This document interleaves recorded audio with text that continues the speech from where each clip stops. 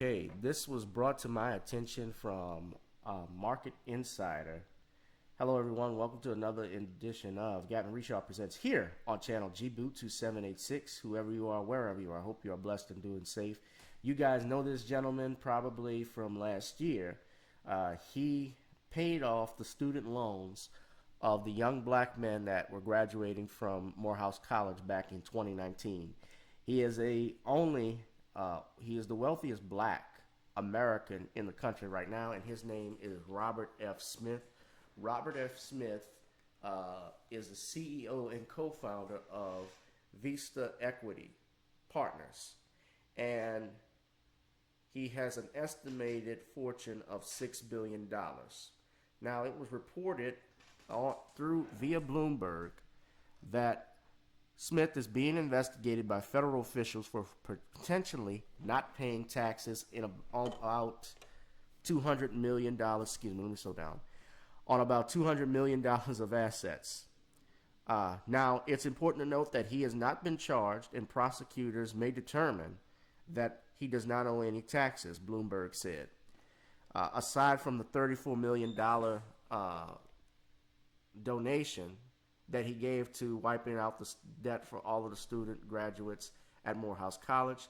He's the only African American, if my understanding is correct, from reading this, to sign Warren Buffett's pledge, which is entitled the Giving Pledge website. It's a non-binding commitment to donate the majority of your wealth to charitable causes.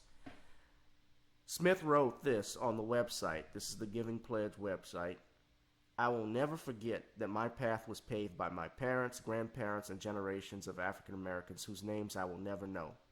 My story would only be possible in America, and it is incumbent on all of us to pay this inheritance forward. We will only grasp the staggering potential of our time if we create on-ramps that empower all people to participate, regardless of background, country of origin, religious practice, gender, or color of skin. Smith's Fund 2 Foundation has also given more than $240 million to good causes, according to its website. It has donated $27 million to the Susan G. Komen Breast Cancer Foundation, $48 million to the United Negro College Fund, and $54 million to the National Park Foundation to acquire the homes of Martin Luther King Jr. and other notable black Americans. Fund 2 has also gifted $20 million to Cornell University to provide scholarships, graduate fellowships, and program funding for underrepresented students in the STEM fields. Moreover, Smith restored the historic Lincoln Hills Fly Fishing Resort in Colorado, which hosts 6,000 inner-city children and a few hundred wounded veterans each summer, he said in a 2018 interview. This resort also includes a ranch house catering for foster children who have aged out of the system. So this is a man who uses his wealth basically to give back to others. And it seems that, he is dedicated to giving monies to black Americans. Now, granted, Mr. Smith is not married to a black woman. A lot of people are looking at that and think of it sideways. But you know what? It doesn't matter. He's giving money to his people. Regardless of who he's married to, and I know people try to look at that. Hey, this man is doing something at least positive with his money. He's giving back to HBCUs. He took care of an entire generation of students back in 2019. Their lives are forever changed because of Robert Smith. Think of the jobs that those kids were going to have to work in order to keep up with their student loan payments.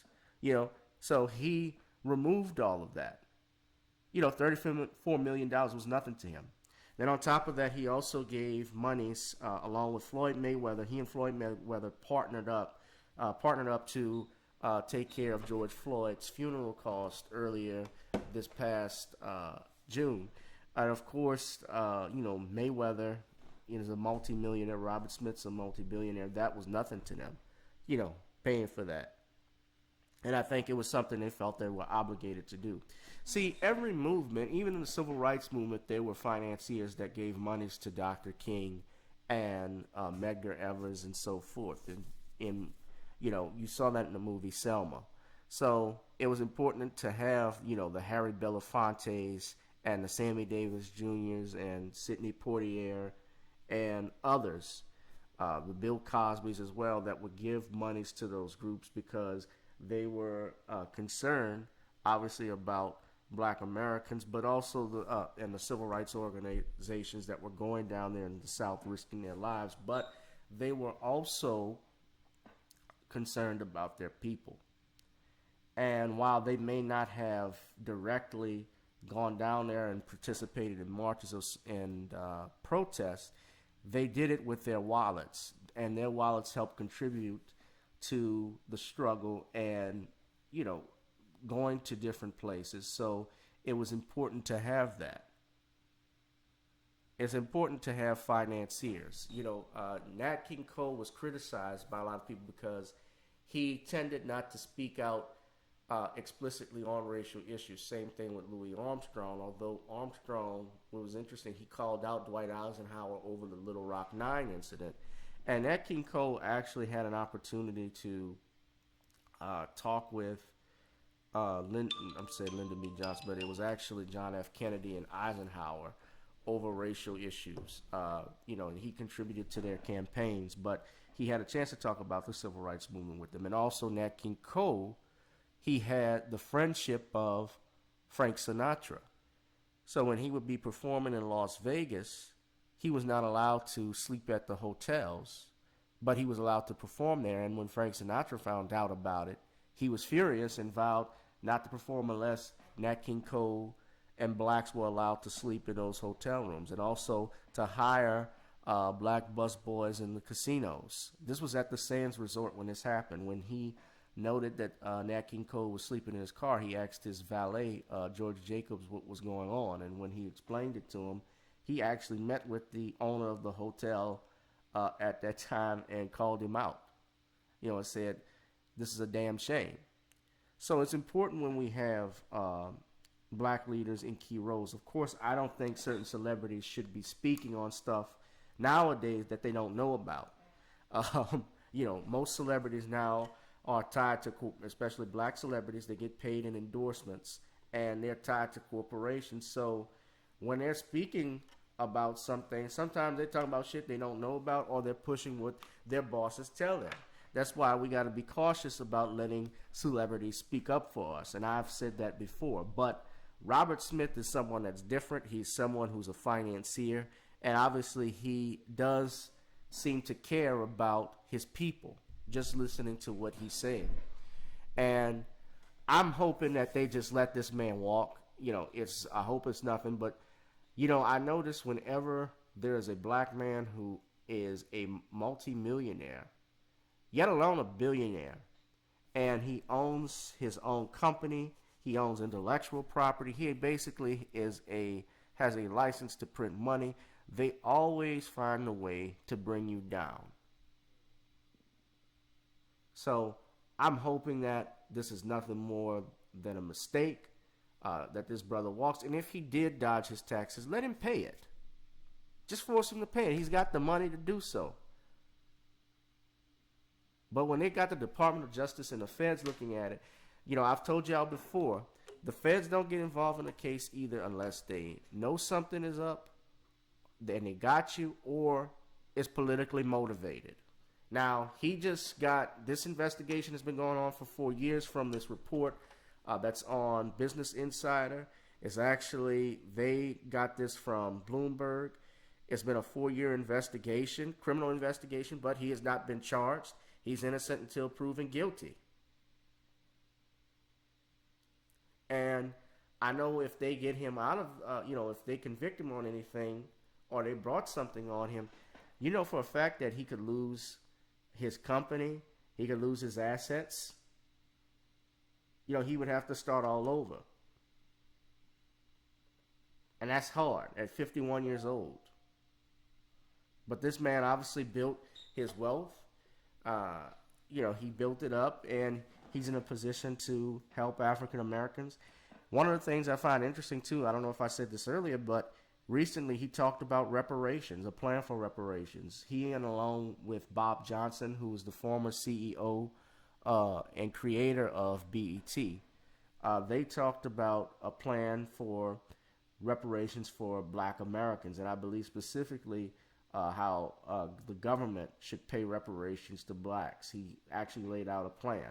We've been calling for reparations for years. John Conyers, I believe, even had a bill that had circulated around the House, but of course, the Congressional Black Caucus and the Democratic House, and even along with the Republicans. We got to realize this is two birds on the same. This is two wings on the same bird. When they say left wing, right wing, it's the same bird.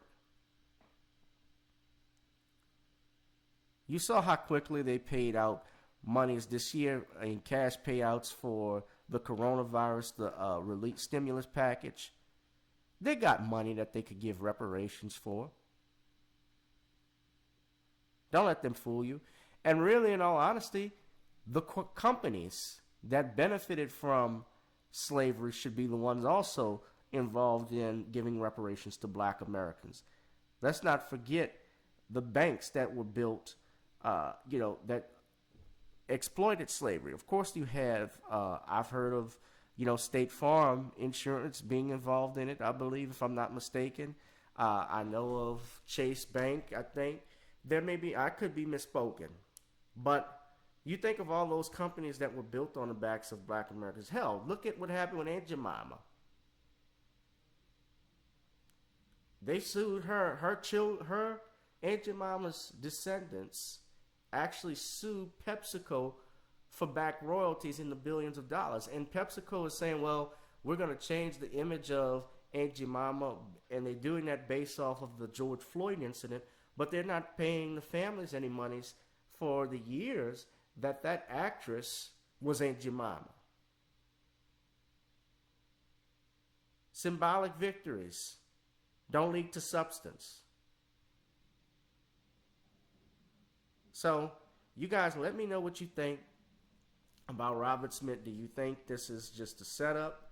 Do you think there may be some truth behind it? I personally say that I personally say that everyone is innocent until proven guilty, and my thoughts are, this might be another way to bring another black man down, just like they've done with Sam Cooke and Michael Jackson. Because remember, music, when you own a music publishing company, that's a license to print money. And I personally know of one individual who, back in the late 1950s, 60s, a black man who actually owned his own publishing company. Years later, he started off writing songs for different artists. He created his own music publishing company and actually received death threats as a result of it. And maybe I can bring that person's son on the show one day. I think we can do that. But that's another story, guys. Just let me know what you think. This has been another edition of Gavin Richard Presents here. If you'd like to donate to the channel, the Cash App is going to be in the links below. Excuse me. You guys have a good day. I'm Gavin Richard with Gavin Richard Presents. I'm out. Peace and blessings. I'll holla.